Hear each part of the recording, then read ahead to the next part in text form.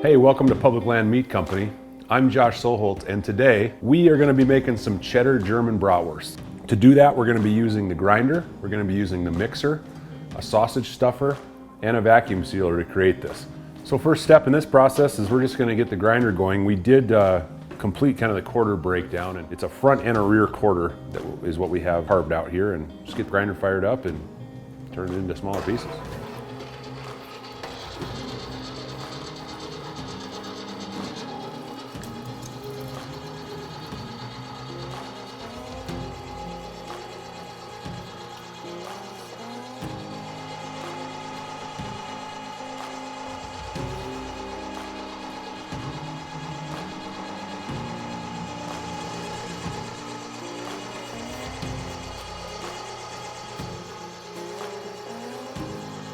All right, so now we got the burger portion ground, we'll grind up the pork fat.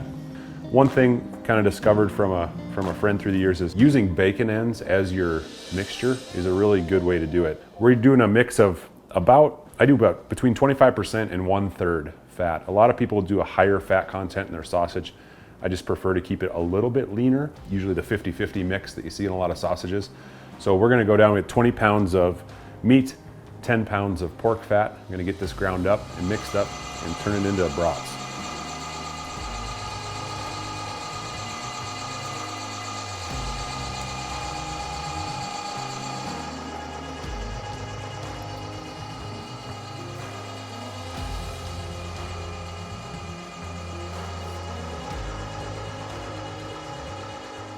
So next in this order, just throw all the meat and all the fat into the mixer, and I get that going, and I kind of get a pretty good mix of that, so it's relatively evened out.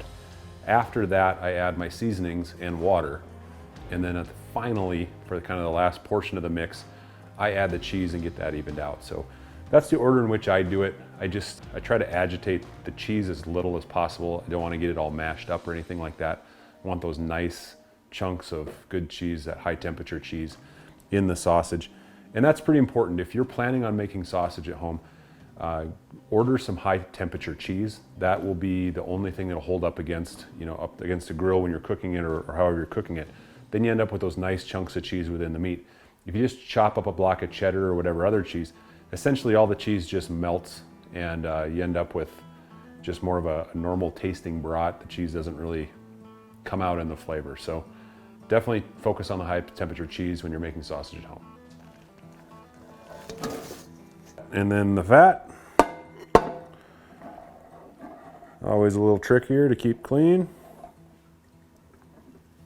And it's in.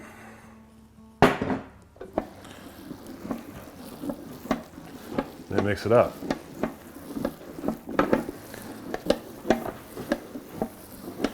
All right, that's pretty good.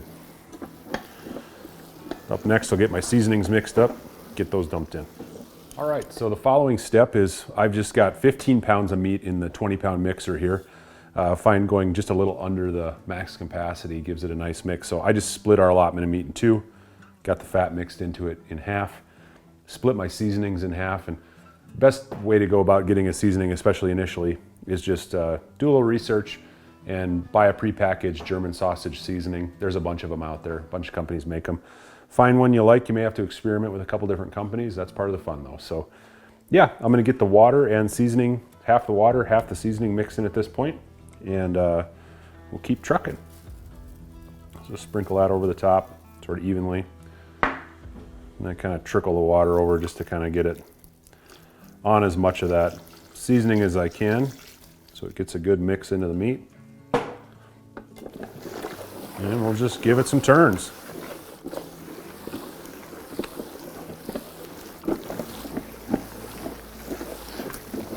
We're almost to where I kind of like to have it be done mixing. So at this point, I'm gonna add the high temperature cheese and get that worked into this batch as well.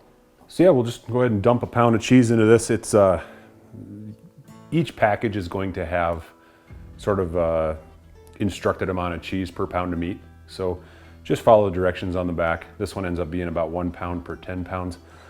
I have 15 pounds in here, but with the pork fat, but that's all right. I'm just gonna use 2 packs for this 30 pounds.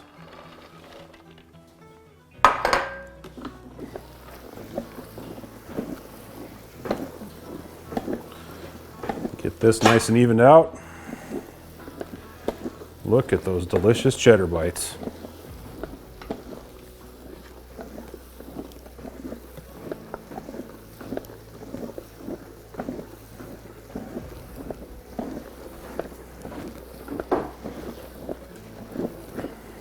Cool, so we got all the cheese mixed in, all the seasoning mixed in, everything's looking good. And kind of what I like to do next, before I process the entire lot of 30 pounds of meat into the casings, I like to just make a couple of patties of the sausage I made, just throw it in a fry pan, get it cooked up, taste it, and see if I like it.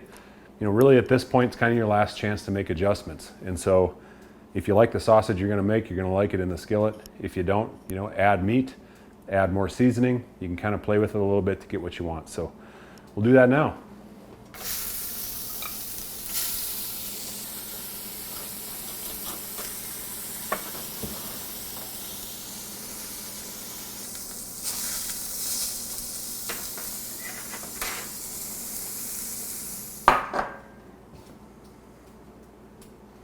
All right, so we just let this cool for a little bit here just to get the taste, and yep, that's gonna work. Onward, we'll get it in the stuffer and get it put in the casings. All right, so we're ready to get this sausage into the casings. And hog casings, I like to use the natural hog casings. You can also use synthetic casings. With natural casings, they always come in a very salted package, and what you wanna do is just set them into some water and sort of work them around a little bit. And it's just kind of to get them all very malleable and kind of get that salt sort of worked off all of the sides. So you don't have to soak them for a long time, just a couple minutes before you get going, just to get them so they'll stretch around the nozzle so you can get them loaded. All right, so I soaked these down in cool water just to get the salt off, reset them into some warmer, cleaner water, and now they're ready to get put onto the nozzle. And this part, you just kind of have to find the opening and put a little bit of water onto that nozzle. And then you just start to work that casing on around the nozzle. And it takes a little bit of time just to get proficient at finding the opening initially. And you just kind of work the casing around the nozzle, keeping the opening in the kind of the center of that hole so it evenly splits the casing around the nozzle as you're putting it on, and then you just kind of work it up that nozzle as you go further down the casing.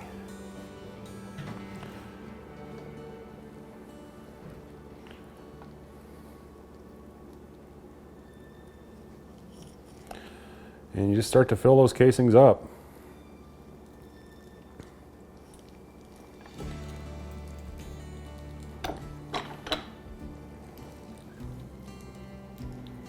There we go. And when you get to kind of the sizing you're looking for, just give them a little twist.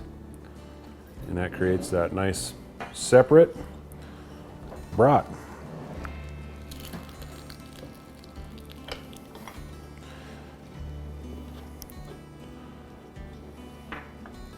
And in between each brat, you want to kind of do about a half a turn back crank.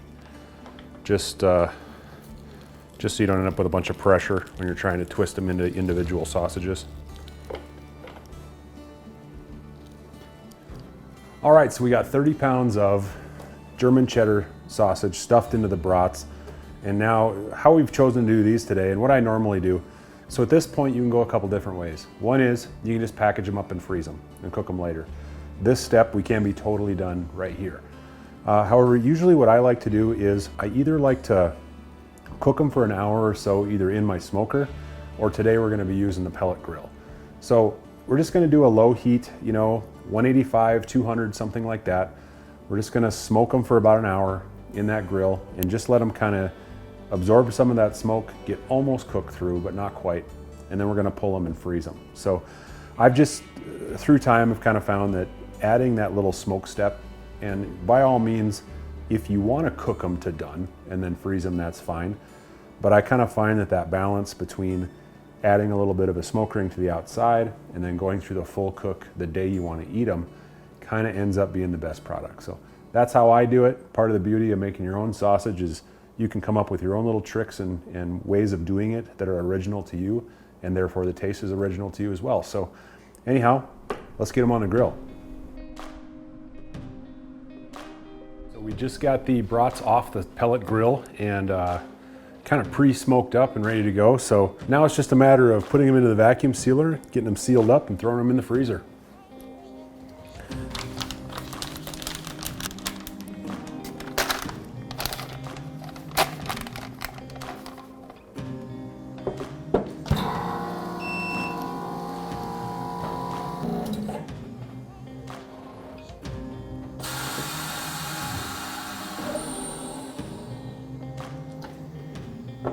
And voila, perfect every time.